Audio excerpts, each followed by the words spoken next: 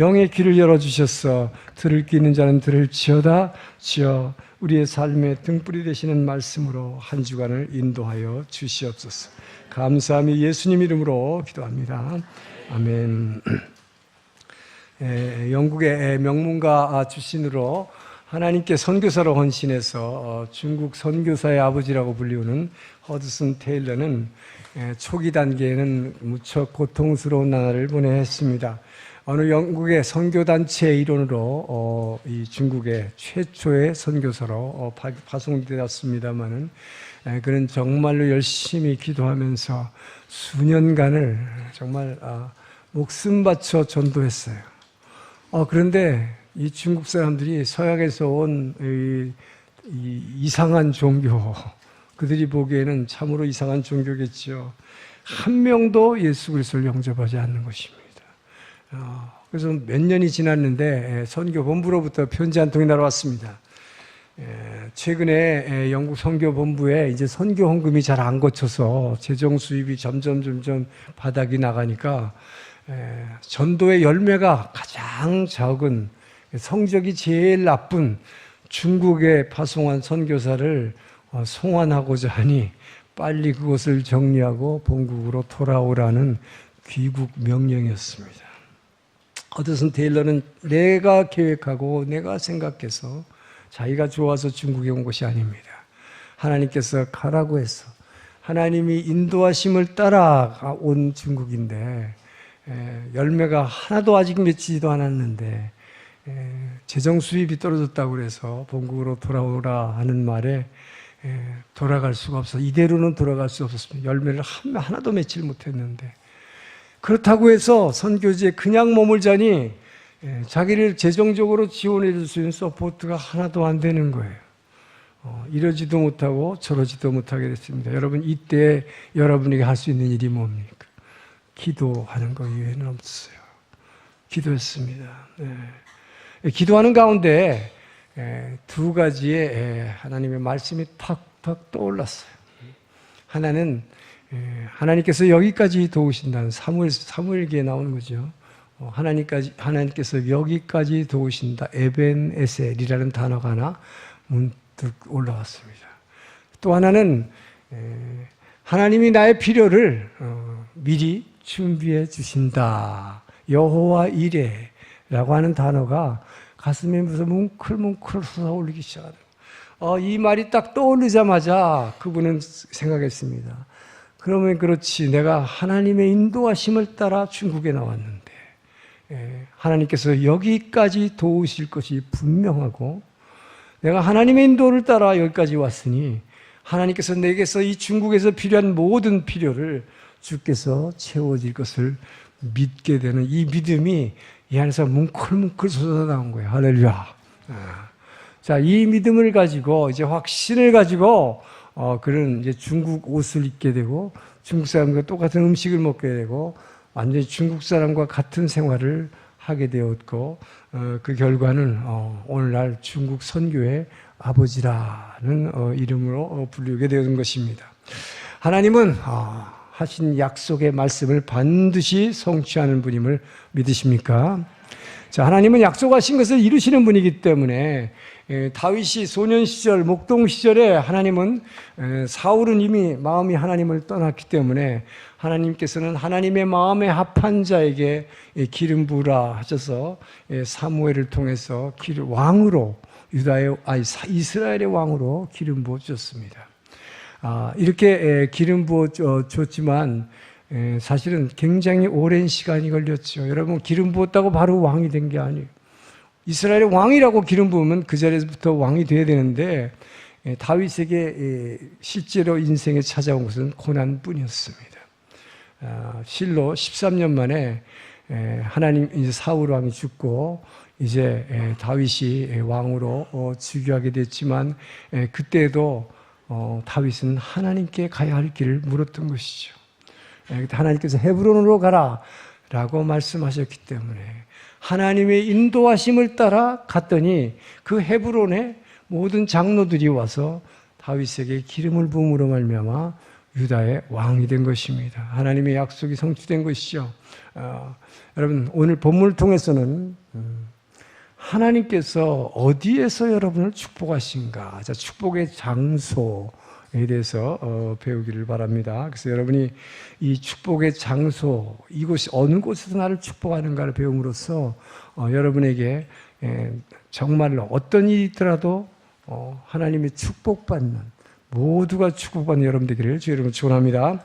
자, 1절에 3절 말씀을 다시 한번 읽겠습니다. 시작. 그 후에 다윗이 여호와께 여쭈어 가로되 내가 유다한 성읍으로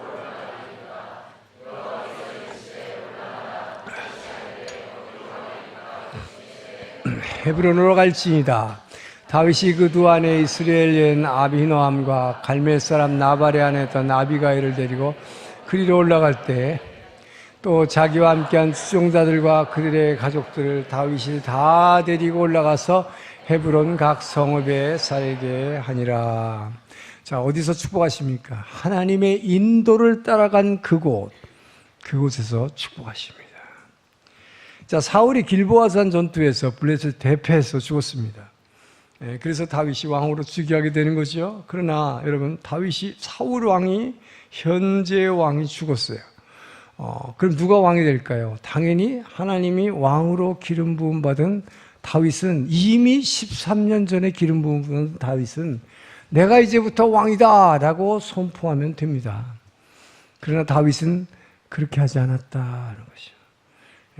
하나님의 인도하심을 간구한 것이죠. 제가 어디로 가야 됩니까? 여러분, 다윗은 이처럼 자기중심적으로 자기 인생에 나아갈 계획을 자기가 세우지 않은 것입니다. 하나님의 인도하심을 기다리는 거예요. 물은 거예요. 여러분은 정말로 하나님의 인도하심을 따라가기를 원합니까? 그렇다면 여러분은 내 자기중심적인 내 인생을 계획을 세워서는 안 되는 거예요. 그러나 우리는 어떡합니까? 세상에서는 인생의 계획을 세우라고 그래요. 계획 없이 무작정 살지 말라고 그래요. 그래서 여러분들은 뭐 그런 얘기 안 해도 자기 나름대로 다 계획이 있는 거 아니에요? 대학 졸업하면 내가 우선 대학을 어느 과를 가야 되고, 졸업하면 어디를 취직할 거고, 그 다음엔 언제쯤 결혼하고, 자기 나름대로 인생의 계획이 사실은 다 있어요. 그리고 나서 뭡니까? 내가 이렇게 할 테니까 하나님 축복해 주세요. 여러분 그렇게 기도하지 않습니까? 그러나 이것은 뭐예요? 여러분 잘 생각해 보세요. 이것은 하나님의 인도하심을 구하는 게 아니에요. 거꾸로 뭡니까? 하나님, 내 인생의 계획 내가 이렇게 세워놨는데 내가 이렇게 할 테니까 하나님 제발 좀 따라와 주세요. 나의 인도하심을 따라와 주세요. 왜? 하나님이 동행해야 축복이라는 건 아니까. 그러니까 내가 먼저 이끌고 하나님은 따라와 달라고. 이것이 여러분이 말하는 내 계획이 이렇습니다. 하나님 축복해 주세요 하는 거예요. 그렇기 때문에 여러분이 내가 유리한 계획, 내가 유리한 방향으로 그 길로 하나님이 인도해 달라고 하는 것은 결코 하나님의 인도하심을 구하는 자세가 아닐 것이죠. 진정한 하나님의 인도하심은 뭘까요? 성경을 보면요, 아주 공통적인 게 있어요. 아주 100% 공통적인 사항이 뭐냐? 하나님의 인도하시는 길은 좁은 길이에요. 그래서 고통스러운 길이에요. 그렇기 때문에 여러분, 하나님의 인도하심을 정말 따라가려면 내가 주님과 함께 죽고 주님과 함께 살리라. 여러분, 찬양할 땐 잘해. 예배 끝나고 나면 우리 찬양 기가 막힌 찬양이에요. 끝나고 나면 뭐라 그래? 뭐 주님의 십자가에서 고난받고 있는데 그 손에다가 내가 손을 얹는데 발까지 거기다 붙고 거기다 못을 같이 박는데, 여러분 엄청난 고백을 하는 거예요, 사실은. 말은 잘해요, 그렇게. 그래 놓고는 내 계획대로 살겠다고 그런다. 그래 놓고 거기다가 축복해달라고. 여러분, 주님과 함께 죽길 축원합니다. 찬양할 때 뭐라고요? 주님과 함께 죽고 주님과 함께 살리라. 나 영원토록 주님과 함께 살리라. 영원토록 살기 위해서 죽는 거예요. 함께 죽기를 주의 이름 축원합니다. 제가 얼마 전에 뉴욕에 갔을 때 그 단체로 우리가 알라딘이라는 뮤지컬을 봤어요. 뭐 내용은 대충 아시겠지만, 자스민이라는 공주가, 어느 왕국의 공주가 자기 아버지 부왕이 그 이웃에 있는 어떤 왕자하고 정략 결혼을 시키려고 그러니까 너무 싫은 거예요. 그 정략 결혼하는 게. 예, 그래서 왕궁을 도망쳐서 뛰쳐나왔어요. 옛날에 로마의 휴일이라는 영화에 나오는 거 비슷해요.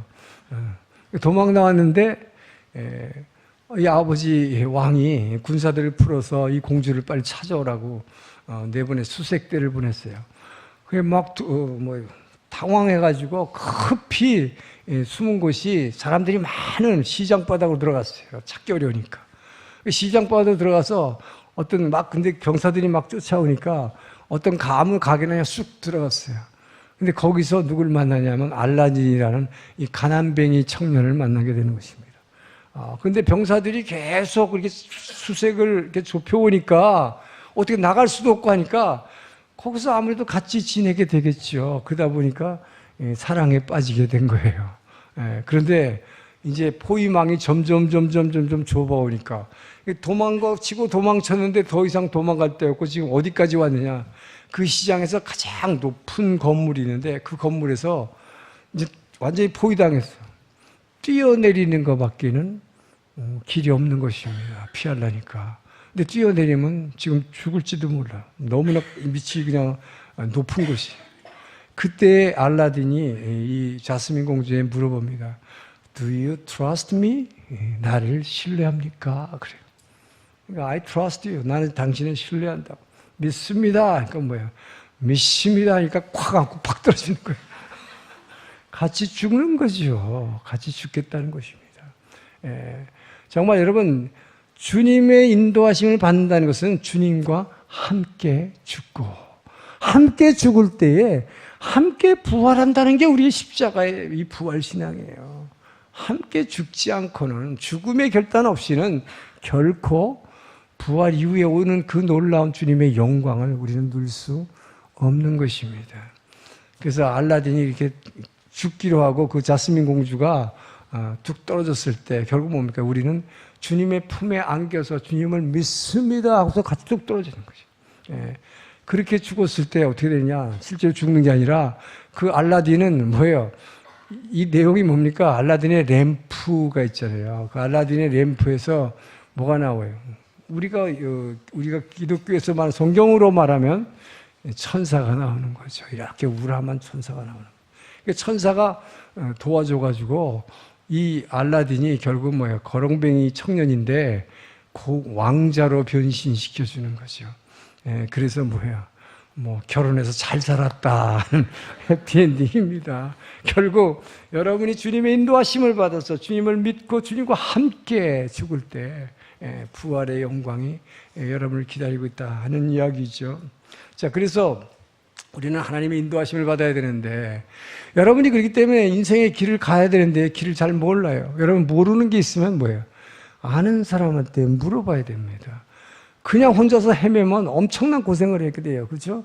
그래서 길을 갈 때 저는 우리 집사람하고 길 가다 한생이 야단 맞는 게 저는 저는 하나님한테 물어보는 건 잘해요.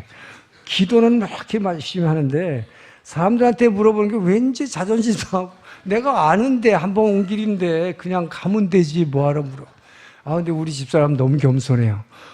일본말도 그렇게 수석자라는 것도 아닌데 그냥 아무한테나 가서 막 물어. 저는 좀 창피한데 근데 그게 진짜더라고요. 모르면 묻길 축원합니다. 자, 길을 물어야 되듯이 아는 사람한테 물어야 되듯이 여러분의 인생의 길을 내가 중병이 걸렸습니다. 갑자기 우리 남편이 직장에서 쫓겨났습니다. 먹을 게 없습니다. 자, 내가 어디로 가야 할까요? 라고 주님에게 내가 가야 할 길을 묻기를 주의 이름으로 축원합니다. 우리 물어야 돼요. 자, 주님한테 자주 묻는 게 뭡니까? 이게 바로 기도잖아요. 자, 그래서 오늘 본문 1절은 다윗의 기도로 시작합니다. 사울 왕이 죽었어요. 이제 나쁜 게 아니라 사실은 자기를 그렇게 죽이려 하던 사울이 죽었어요. 그러면 자기가 그냥 왕이라고 선포하면 되는데 그렇게 하지 않았다는 것이죠. 기도합니다. 자, 1절에서 뭐래요? 다윗이 여호와께 물어 가로되 내가 유다 한 성으로 올라가리까. 한 성읍으로 가야 되는데 어디로 가야 될지를 모르겠다 이 말이에요. 여러분 생각해 보세요. 다윗은 이스라엘의 왕으로 기름 부음 받았습니다. 13년 전에. 그렇다면 원래는 어디로 가야 돼? 수도인 예루살렘으로 가야 돼요. 그래서 내가 왕이다라고 선포하면 돼요. 그런데 하나님께 물어보죠. 유다의 성읍 어디로 어디로 올라갈까요? 그러니까 하나님께서 우선 어떤 성읍으로 일단 올라가라 라고 얘기합니다. 구체적으로 어떤 성읍으로 가야 됩니까? 두 번째 질문합니다. 그때 헤브론으로 가라. 하나님의 응답이 왔지요. 여러분 인생에 답답합니까? 내가 어떻게 어느 길로 가야 될지 지금 모릅니까? 주님께 묻기를 주님 초랍니다. 주님께 엎드려 기도하는 거지요. 자, 그래서 여러분 지금 예수님이 십자가에 죽고 부활하셔서 성령으로 내 안에 오신 이유가 뭐예요? 여러분의 인생을 인도하시기 위해서 지금 여러분 안에 계시는 거예요. 그 성령님의 도우심을 받아 그 인도하심을 따라가기를 주님 축원합니다. 우리가 왜 그렇게 돼요? 잠언 16장 9절을 보니까 자 읽습니다. 사람이 마음으로 자기의 길을 계획할지라도 그의 걸음을 인도하시는 이는 여호와시라. 자, 여러분 인생에 계획이 다 있다고 그랬잖아요. 이 사람이 마음에 계획할지라도 계획은 다 한다. 그러나 여러분의 실제 길을 일본어로는 아나타노 아유무 미치요. 다시카메르노와 그래 다시카메르 그걸 확실하게 해주는 것은 그것은 하나님의 인도하십니다. 그것은 하나님이다 하는 것이죠. 그래서 그 길이 진짜 확실한 길인가? 우리는 그것을 판단할 길이 없기 때문에 주님께 먼저 물어보라라고 말하는 것이죠. 자, 그러면 그 하나님께 물어보라 그러는데 여러분이 믿는 하나님이 어떤 분입니까? 자, 여러분 우리 기독교에는 분명한 것은 우리는 믿는 대상이 누군지 모르는 거죠. 여러분 불교도 마찬가지예요. 부처 앞에 부처가 뭘 해줍니까? 부처도 사람이 그 사람도 죽은 사람이에요. 그리고 내가 빌고 있는 지금 상대는 뭐야? 나무예요. 나무로 만든 조각이에요. 아니면 돌로 만든 조각. 그 앞에서 비나이다 하고 있잖아요. 이게 얼마나 어리석은 일입니까? 저와 여러분은 누구한테 지금 길을 묻는 것입니까? 살아계신 하나님이십니다. 살아계신 하나님일 뿐만 아니라 그분이 우리의 아버지십니다. 아버지 하나님. 왜 아버지 하나님? 나를 아버지같이 사랑하시는 하나님. 여러분의 인생에 여러분 한 사람은 여러분 잘 아시는 릭 워렌이 뭐예요? 목적이 이끄는 삶. 여러분 한 사람 한 사람을 지으실 때 여러분 한 사람에 대해서 특별한 목적을 가지고 지으셨다. 그렇기 때문에 내가 가야 할 길을 알고 있는 분 아버지밖에 없다 하는 것이죠. 그래서 그분에게 나를 지으신 목적이 무엇이고 내가 그렇다면 어느 길로 가야 할지를 우리는 물어야 한다 하는 것이죠. 특별히 여러분이 예수를 믿고 하나님의 자녀가 됐다면 아버지께 묻는 것은 당연한 것입니다. 그런데 우리가 그 아버지께 묻는다 그러지만 실제로 그분은 뭘로 와셨어요? 부활하신 주님 우리 안에 성령님으로 우리 안에 와 계십니다. 그래서 우리는 그 성령님께 길을 인도하심을 물어야 된다. 자, 그래서 성경 우리에게 뭐라고 말하냐? 로마서 8장 14절을 읽습니다. 시작. 무릇 하나님의 영으로 인도함을 받는 사람은 곧 하나님의 아들이다. 자, 여러분이 하나님의 자녀라 그러는데 어떤 사람이 하나님의 자녀인가? 영으로 인도를 받아야 된다 이거예요. 성령으로 실제로 성령께 묻고 성령님이 인도하심을 따라가는 것이 진짜 하나님의 자녀라고 합니다. 자, 그런데 여러분이 그렇게 하는 거 다 아는 것 같은데 솔직히 말해서 여러분 힘들어도 그렇게 기도 잘 안 해. 교회 다니도 그냥 혼자서 잠 안 자고 고민만 해. 어찌할까? 어떻게 해야 될까? 다들 뭐라 그래요? 예수 믿으면서도 나 요새 잠을 못 자요. 골치가 아파서 그러잖아요. 그거 뭐예요? 여러분이 생각 안에서 아무리 해보세요. 이 흙으로 만든 이 머리, 이 흙이에요. 흙은 뭐래서 창세기 1장 2절에 땅은 혼돈하고 공허하며 흑암이 깊은 곳에 이 흙의 본질은 이 머릿속은 뭐예요? 혼돈하고 생각하면 생각할수록 혼돈이에요. 공허하고 텅 비어있어. 캄캄한 흑암이요. 생각하면 할수록 더 깜깜한 속으로 들어가. 근데 뭘 골치를 썩고 있냔 말이에요. 그래서 아무것도 염려하지 말고 모든 일에 기도와 간구로 감사함으로 하리라. 이게 뭐예요? 아무것도 염려는 뭘로 해요? 머리로 하잖아요. 이 흙덩어리로 하잖아요. 흙덩어리로 하는 거 그만둬라. 살아계신 주님께 묻기를 여러분 축원합니다.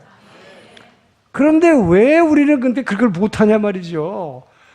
막는 게 있어서 그래, 막는 게. 뭐가 여러분을 막는 줄 알아요?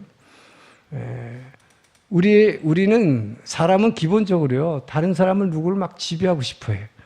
그리고 다른 사람 지배하는 거 둘째 치고 우선 막 내 인생, 이거 내 건데, 내가 살 인생인데, 내 인생은 내가 운전하고 가겠다. 내 책임이다. 다 그렇게 얘기합니다. 내 인생에서. 이 세상에 뭐 아무도 없어요. 뭐 부모도 없고, 뭐 아무도 없고. 결국은 나밖에 없어. 다들 그래. 그러니까 내 인생이니까 내가 끌고 나가겠다. 이게 뭐예요? 이 자기 사랑이에요. 자기 사랑. 자기 프라이드. 여러분이 아주 얌전하고 아주 겸손하게 생긴 사람일수록 진짜 프라이드가 되게 강해. 그거 하나 쓱 이렇게 긁어놓으면 그냥 브르르 올라와요. 이게 왜 그런 줄 알아요, 여러분? 여러분, 분명히 나는 주님과 함께 죽고, 주님과 함께 살리라, 이미 죽었습니다. 그러면서도, 얼마나 여러분이 내가 살아있는지만, 나가 이 안에 살아서 움직이는지 몰라요. 왜 그럴까요? 여러분의 매일의 삶을 보십시오. 여러분이 매일 일어나서 눈 뜨자마자 하나님의 말씀에 귀를 기울이는가? 눈 뜨자마자 하나님의 말씀을 들으면 그 말씀의 영인 하나님의 영이 여러분의 임재함을 믿으시기 바랍니다. 그런데 여러분, 우리 사람 안에 이 흙으로 지은 우리 안에, 우리의 마음 안에 이 그릇에 들어올 수 있는 영이 세 가지 종류가 있어요. 제일 여러분 안에 잘 들어오는 영이 있다. 이게 뭘까요? 이게 자기 사랑의 영이에요. 이게 사단의 영이에요.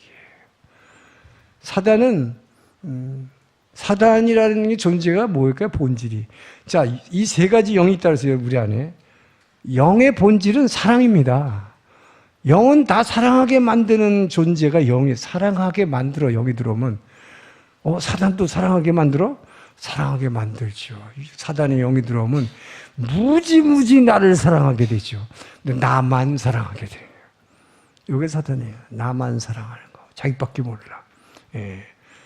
그래서 여러분이 일어나자마자 하나님의 말씀을 들으면 하나님의 영이 들어오는데, 일어나자마자 하나님의 말씀 안 듣고 여러분 다 일어나면 무의식적으로 집는 게 뭐예요?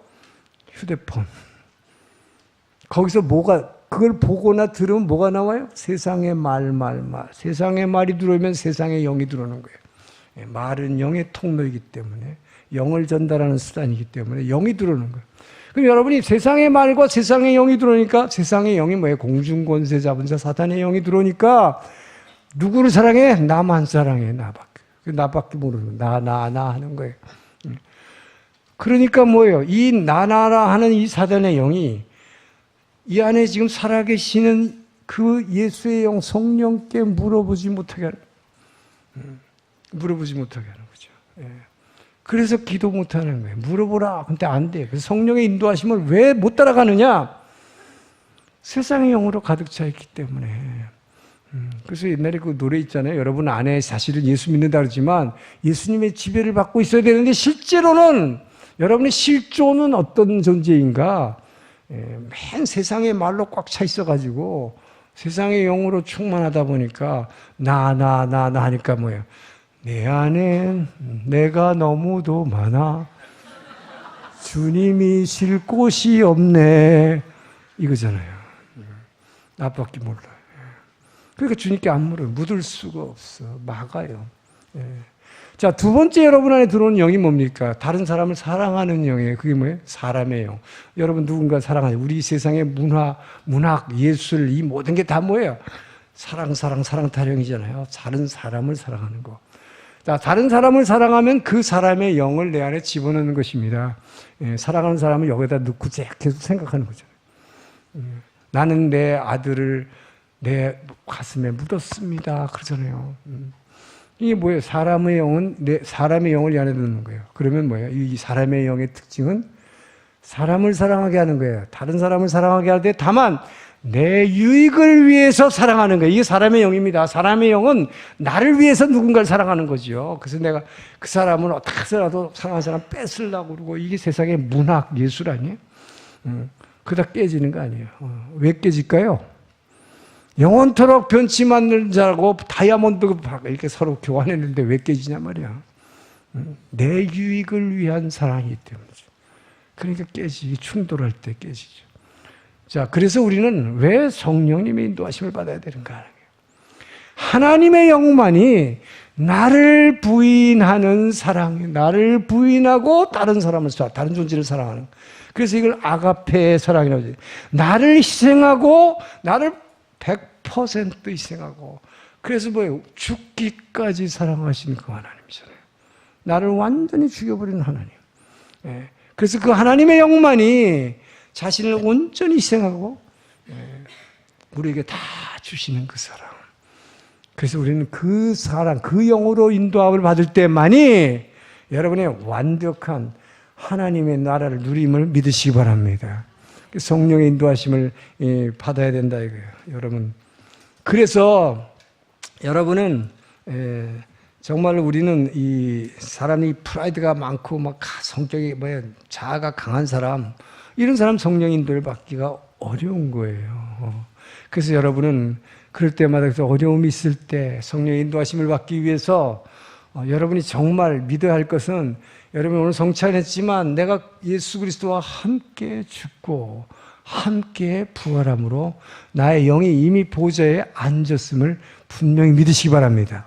내 영이 보좌에 앉았다는 거면 여러분의 영은 지금 여기서, 육신은 여기서 고통받고 살지만 나의 영은 이미 보좌에 앉히셨다고 에베소 2장 6절은 분명히 말합니다.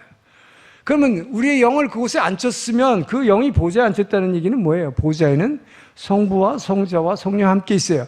그렇기 때문에 여러분은 언제든지 성령이 내 앞에 있는 거예요. 내 안에 있고 내 옆에 있는 거예요.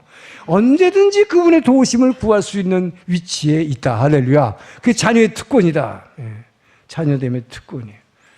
그럼에도 불구하고 그 성령께 여러분을 묻지 못하는 것이 바로 이 세상의 영이 나를 막고 사람의 영이 나를 막기 때문이다. 그래서 여러분, 하나님의 영, 그러나 하나님의 영은 여러분이 이미 보좌에 앉혀있기 때문에 그 영과 교제할 수 있는 능력이 이미 여러분에 주어져 있어요. 그래서 내가 자아가 강하구나 하는 걸 의식할 때, 내 프라이드가 너무 강하구나 의식할 때는 주님께 그렇게 기도하세요. 그래서 주님, 내가 내 인생을 끌고 가려고 하는 이 자아, 나의 프라이드, 자기 사랑, 이거를 제발 좀 죽여주세요. 이것을 정말로 예수님과 함께 온전히 십자가에 못 박았는데, 그래서 다 없어졌다고 생각했는데, 또 세상의 말을 듣다 보니까 이 안에 또 사단의 영으로 치워졌어. 다시 한번 성령의 도우심을 도와 여러분의 잘못된 생각과 이 억울함과 하나님에 대한 원망과 이런 것을 십자가에 온전히 못 박기를 주님 축원합니다. 그럴 때에 여러분은 진짜 천국을 누릴 수 있어요. 그때 성령의 인도하심을 따라간 그곳에서 하나님의 진정한 축복이 이루어짐을 믿으시기 바랍니다. 저는 여러분, 그래서 이걸 위해서 그래서 그러므로 깨어있으라고 하는 거예요. 주님께서 그러므로 깨어있으라는 것은 성령으로 인도하심을 받을 때, 성령 인도하심을 받아서 따라가는 그곳에서 하나님이 축복하시기 때문에 깨어있으라고 하는 거예요. 저는 정말로 목회자로서 참 굉장히 나름대로 지금 성공하고 있다고 믿습니다. 그 이유는 제가 목회자가 된 것도 주님의 부르심에 성령의 인도하심을 따라 순종했기 때문이고, 그리고 목회자가 되고 난 다음에도 그분이 가라는 대로 따라왔기 때문이에요. 저는 제 계획을 세우지 않았어요. 제가 그 다음에 목사가 생각해 보세요, 여러분. 나이가 60에 목사가 된 사람이 계획을 무슨 계획을 세우겠어요? 서열로 봐도 온누리교회 목사가 몇백 명인데 제일 밑에 목사예요. 나이가 많을 뿐이지. 그러니까 젊은 목사들이 뭐라는지 처음에 들어가니까, 우리 형님 오셨네. 그래요. 와서 세상에서 형님 소리 들으니까 무슨 조직에 들어온 기분이 들어요. 그런 사람이 무슨 계획을 세우겠어요? 정말 주의 인도하심 따라. 제가 제일 좋아하는 찬양이 찬송가 324장이에요. 여러분 기억하세요. 옛날에 문 목사가 제일 좋아하는 찬양이 뭔가? 주의 인도하심 따라 겟세마네 동산까지 주와 함께 가려 하는. 예. 그래서 그렇게 따라가다 보니까 그 찬송가 가사에도 그런 게 있어요. 주의 인도하심을 따라가면 그렇게 괴로움만 있는 게 아니더라고요. 주의 권능과 그 능력이 나를 인도하시니 그 인도하심을 따라가려 한 그런 가사가 나와요. 자, 그렇게 하다 보니까 저는 준비가 하나도 안 돼 있는데, 제가 오사카에 가서 오사카 오늘교회 담임 목사할 준비가 하나도 안 돼 있는데, 제 계획은, 마음속에 계획은 있었어요. 한 몇 년간 그래서 서울 서빙고 일본어 예배부에 가서 좀 훈련을 좀 받고, 일본어도 다시 한번 이렇게 벌써 20몇 년 된 일본어를 다시 한번 좀 픽업하고, 일본어 성경도 안 읽어봤으니까 성경도 봐야 되고, 하나도 안 돼 있는데 담임 목사로 가래요. 여러분 어떻게 했어요? 그러나 그 성령의 인도하심을 따라 순종해서 가니까, 교회가 그 당시에 분열돼 있었고 막 쌈박질하고 뭐 홈페이지에 서로 양측이 막 온갖 난무하는 이런 때에 불가분의 껴라네 전부 하나 되고, 교회가 점점점 부흥하고, 숫자와 재정면에서 동경 본부부를 갖다 앞장서 확 올라가. 처음엔 일시적인 현상이라고 생각했는데, 뭐 이게 나중에 완전히 거꾸로 됐어요. 지금 어떻게 됐을까요? 동경하고 오사카가 또 거꾸로 됐어요. 제가 동경에는 절대로 안 가겠다 했습니다. 제 나이가 얼만데 제가 오사카 가서 그 고생했으면 됐지. 제가 뭐 은퇴할 텐데 언제까지 제가 또 어디를 갑니까? 저는 절대 동경같이 골치 아픈 데는 안 가겠습니다. 저 그렇게 생각했어요. 제 계획이죠. 그러나 오사카에 4년 반 됐을 때 동경으로 가라고. 문 목사님 외에는 갈 사람이 없습니다. 했을 때 순종한 것이죠. 정말로 제 계획을 다 내려놓은 거예요. 그냥 쫓아오는 거예요. 자, 그 결과는 어떻습니까? 하나님이 성령의 인도하심을 따라간 곳에서 축복하심을 제가 정말로 제 몸으로 체험하고 있어요. 할렐루야. 여러분, 성령의 인도하심을 따라가기를 주로 축원합니다. 여러분, 지금까지 그렇게 못 살았다면 지금부터라도. 근데 어떤 분들이 이런 분 있어요. 다윗처럼, 아니 목사님처럼 내가 어디로 가오리까? 그러면 뭐 헤브론으로 가라. 이렇게 답이 착착 나오면 저도 그렇게 할게요. 근데 저는 암만 기도해도 어디로 가라는 소리가 안 들려요. 여러분 그렇게 말할 거예요, 그죠? 그러나 그렇지 않아요. 이미 지금 뭡니까? 주의 종의 입술을 통해서 여러분에게 메시지를 통해서 여러분이 가야 할 길을 지금 제시하고 있잖아요. 여러분 주님의 음성을 듣고 있는 거예요. 여러분 큐티할 때 그날에 주신 본문을 통해서 여러분이 가야 할 길을 주심을 믿으시기 바랍니다. 허드슨 테일러처럼 간절히 기도할 때 마음속에서 단어가 떠오르는 거예요. 그게 하나님의 말씀을 주시는 거예요. 전 여러분들이 그 음성에 민감하여야겠어. 성령을 따라가서 축복받기를 주님 축원합니다. 자, 4절에서 7절 말씀 있습니다. 시작.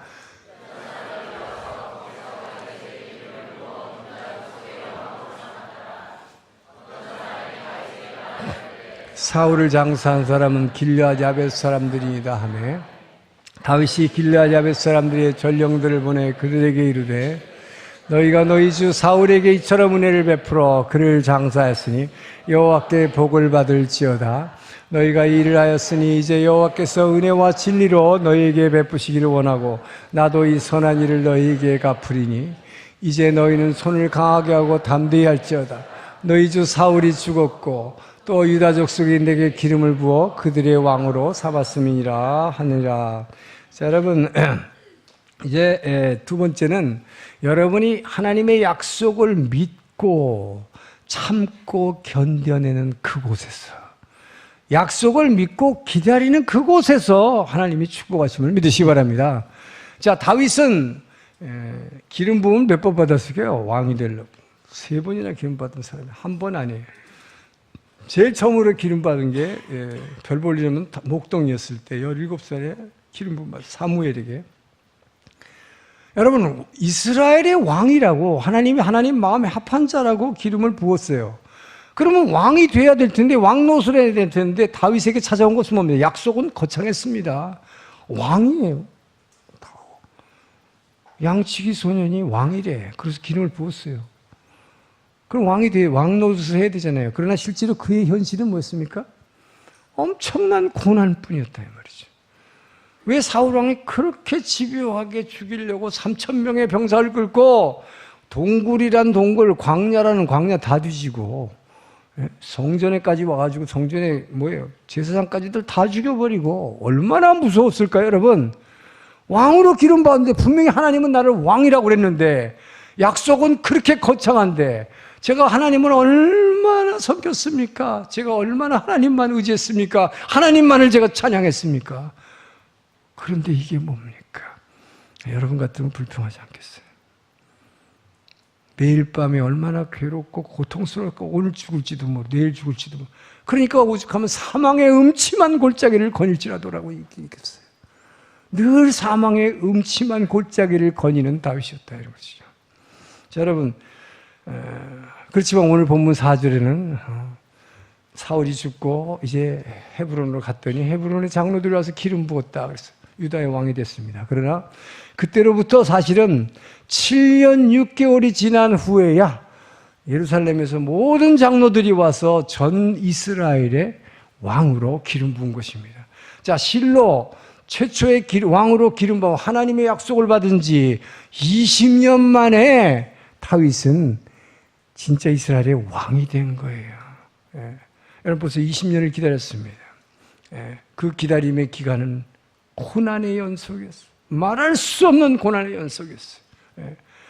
때로는 도저히 이스라엘 땅에는 사울 왕이 다스리는 이 땅에는 내가 숨을 곳이 없다고 생각해서 옆에 있는 블레셋 땅으로 망명 갔더니 그곳에 있는 사람들이 의심을 해서 또 미친 척하고 도망 나와야 되는, 그럴 때 제가 이 땅에 갈 데가 어디 있습니까, 여러분? 제가 다윗이었으면 정말 엄청나게 불편했을 것 같아요. 제가 얼마나 하나님을 사랑했는데, 얼마나 주님만 찬양하고 살았는데 이게 뭡니까 할 수 있어요. 그러나 여러분, 이 고난의 과정을 기다림으로 우리는 끝까지 참고 견뎌내는 것이 신앙임을 믿으시기 바랍니다. 성경은 그걸 우리에게 얘기하고 있는 거예요. 신앙, 믿음의 사람들은 전부 다 고난의 과정을 거쳤습니다. 그냥 한 번에 된 사람 없어요. 자, 우리가 믿음의 조상이라는 아브라함이 75세에 아직 하나님이 누군지 알지도 못하는 때에 하나님이 갑자기 하란 땅, 자기 아버지가 이민 갔어요. 오늘날 말하면 이라크에 사는 아브라함을, 이라크에 살았지요. 바벨론에 살았으니까. 그러다가 시리아로 이민 갔어요. 오늘날 IS가 들끓은 시리아로 이민 갔어요, 아버지가. 거기서 75세가 됐어요. 그런데 어느 날 하나님이 나타나셔서는 엄청난 약속을 갑자기 해주시는 거예요. 3가지 약속을 했죠. 창세기 12장에 무슨 약속을 했습니까? 너로 큰 민족을 이루게 하리라.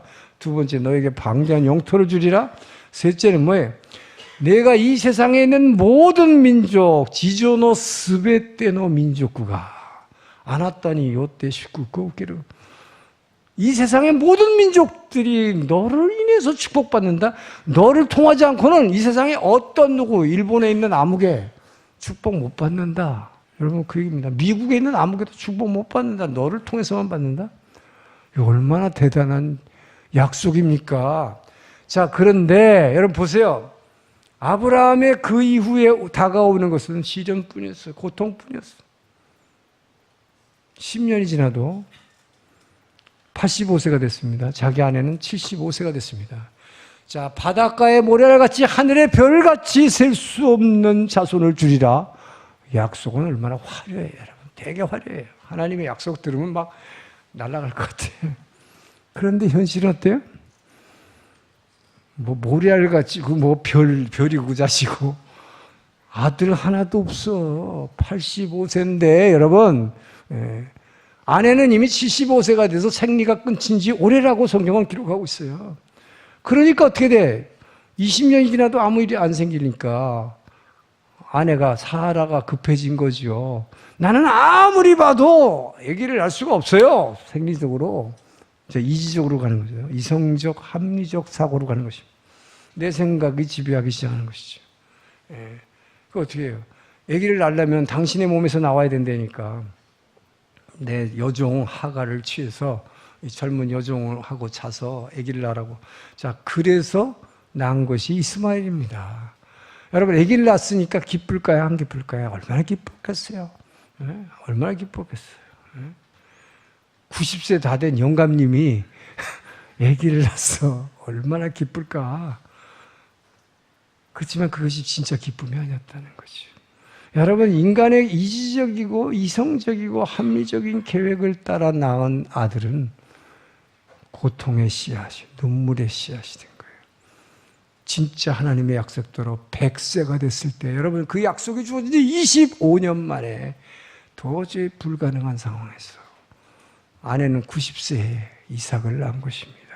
자, 진짜가 태어나니까 이것을 로마서에서 사도 바울은 영의 아들이 태어났다. 그랬더니 육의 아들인 이스마엘이 기쁨이 아니요, 이제는 고통의 씨앗이 되어버렸다는 것이죠. 그 아이가 오히려 이삭을 막 조롱하고 괴롭게 만들고 집에서 쫓겨나잖아요.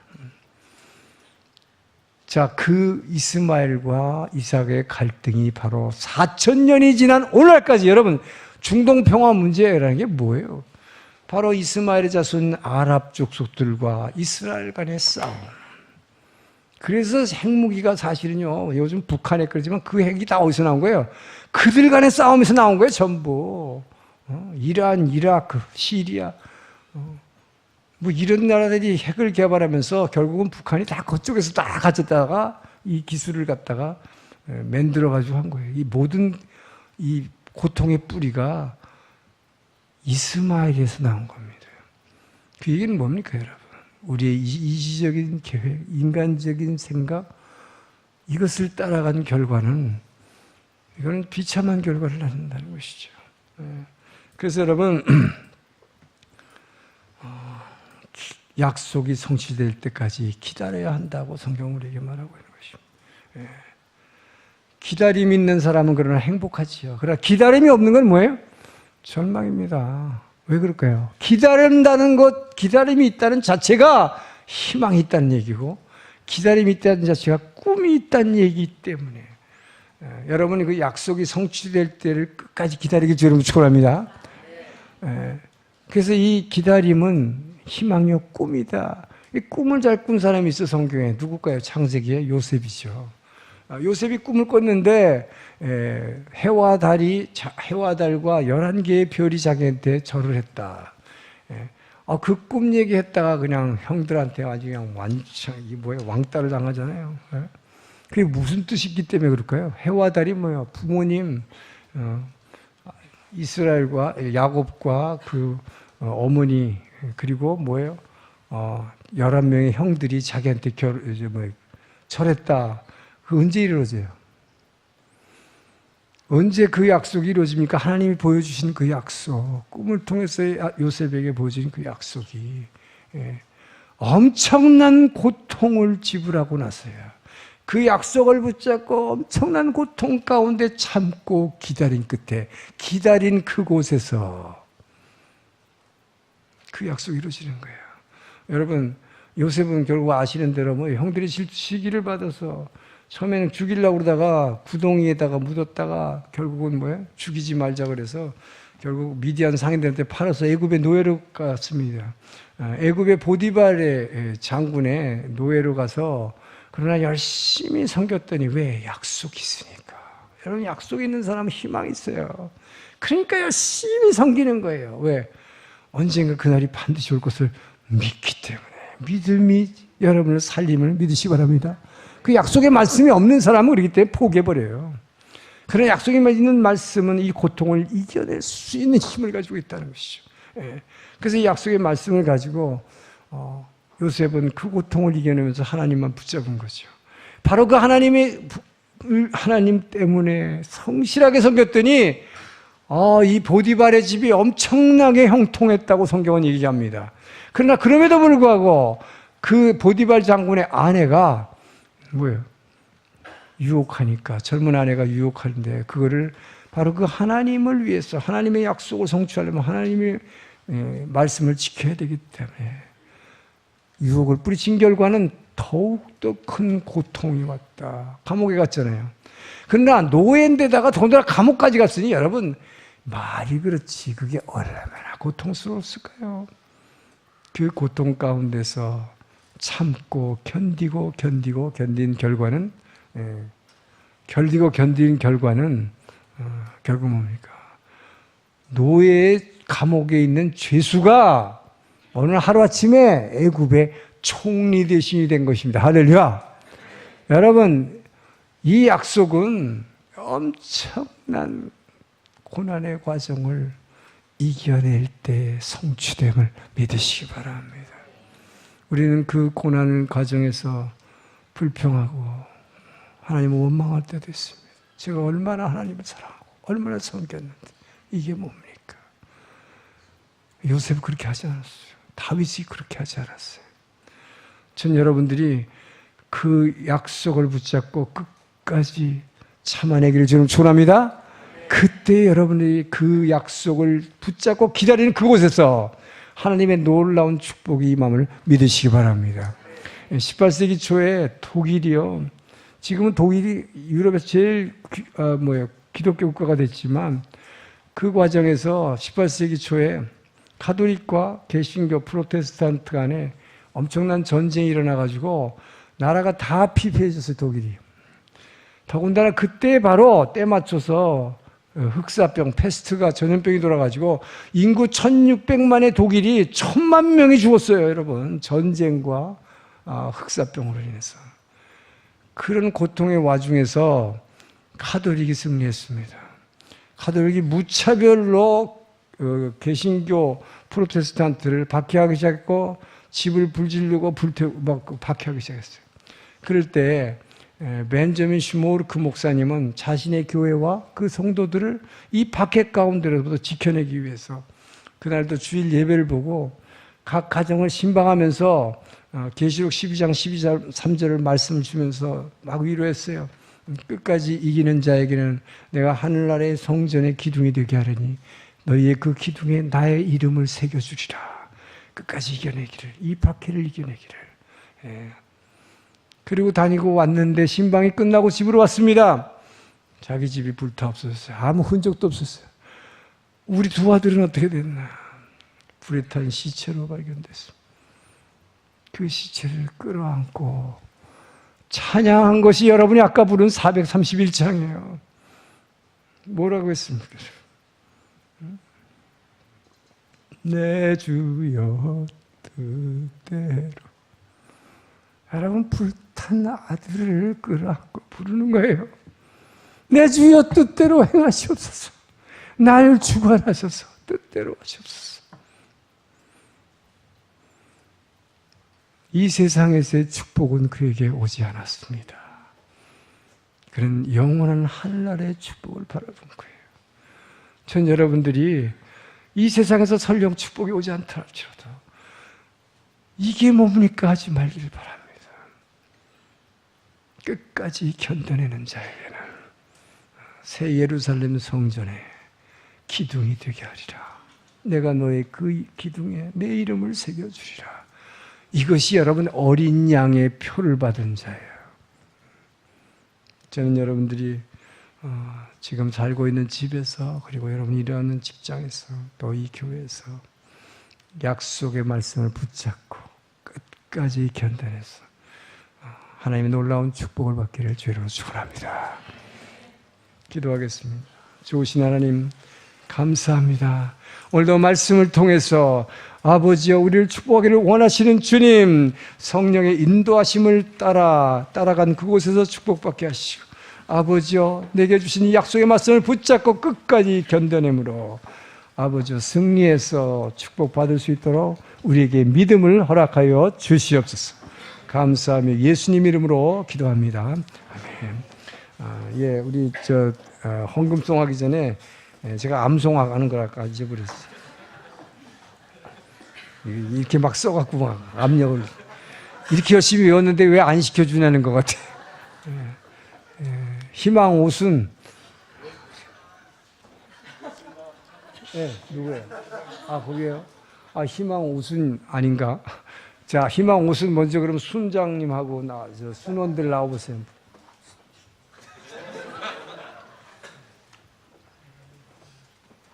네, 빨리 나오세요.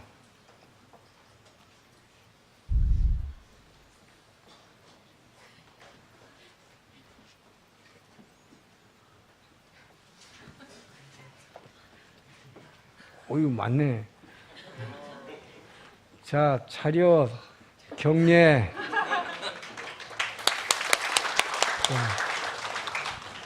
시작.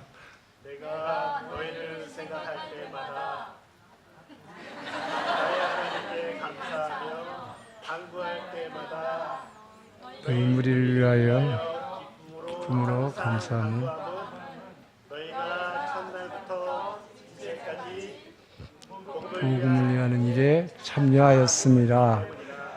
빌립보 1장 3절에서 5절 말씀. 아멘. 좋습니다. 네. 자, 순만 시키면 안 되니까 우리 찬양팀, 찬양팀, 우리 이재훈 집사님 비롯해서 우리 찬양팀 한번 해보세요. 빨리 나와요.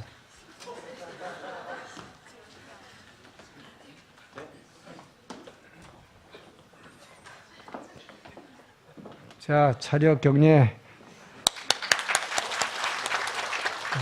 시작. 내가 너희를 생각할 때마다 나의 하나님께 감사하며 간구할 때마다 너희 무리를 위하여 기쁨으로 항상 간구함은 너희가 첫날부터 이제까지 복음을 위한 일에 참여하고 있기 때문이라. 빌립보서 1장 3절에서 5절 말씀. 아멘. 와, 찬양팀 할렐루야. 네. 찬양만 잘하는 줄 자꾸 암송도 잘하는. 네, 모두 일어나시기 바랍니다. 봉헌 찬양하겠습니다.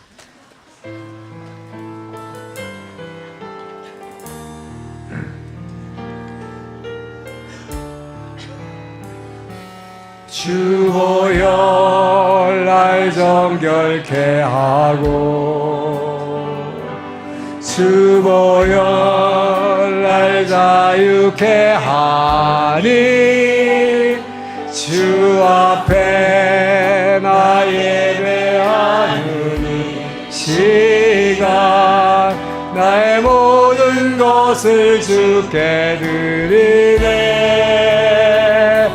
주의 손 날 위해 지키셨고 주의 발 날 위해 맡기셨으니 이제는 내가 사는 것이 아니요 오직 주를 위해 사는 것이라. 주의 손에 나의 손을 포개요 또 주의 발에 나의 발을 포개요. 나 주와 함께 죽고 또 주와 함께 살리라. 영원토록 주 위에 살리라. 주의 손에 나의 손을 포개고 또 주의 발에 나의 발을 포개어. 주와 함께 죽고 또 주와 함께 살리라. 영원토록 주 위에 살리라. 주 위에 살리라. 주님 감사합니다.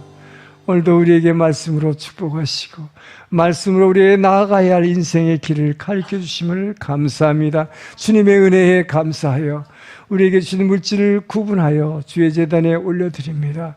주님 드린 손길들 가정마다 기억하여 주시고 가정마다 그들의 아픔과 아버지여 그들의 고통을 치유하여 주시고 그들의 비어있는 곳과 그들의 필요를 주께서 채워 주시옵소서. 에베네셀의 하나님, 여호와 이레의 하나님께서 모든 것을 채워주실 믿습니다. 우리가 드리는 헌금이 이 땅의 일본 열도의 모든 영혼을 구원하기에 부족함 없도록 주님 기름 부어 주시옵소서. 이제는 우리를 사랑하시고 구원하신 예수 그리스도의 은혜와 아버지의 그 크신 사랑하심과 성령 하나님의 감동, 감화, 교제, 교통하심이 오늘의 말씀을 듣고 이제는 내 계획대로 살지 않고 성령의 인도하심을 구하고 그 인도하심을 따르며 약속을 받은 그 장소에서 인내하며 살아가리라 결단하며 한 주간을 시작하는 주의 백성들 머리 위에, 주변에 구원받아야 할 이웃 주민들 위에, 모든 선교사님들 머리 위에 이제로부터 영원토록 함께 하시기를 간절히 축원하옵나이다.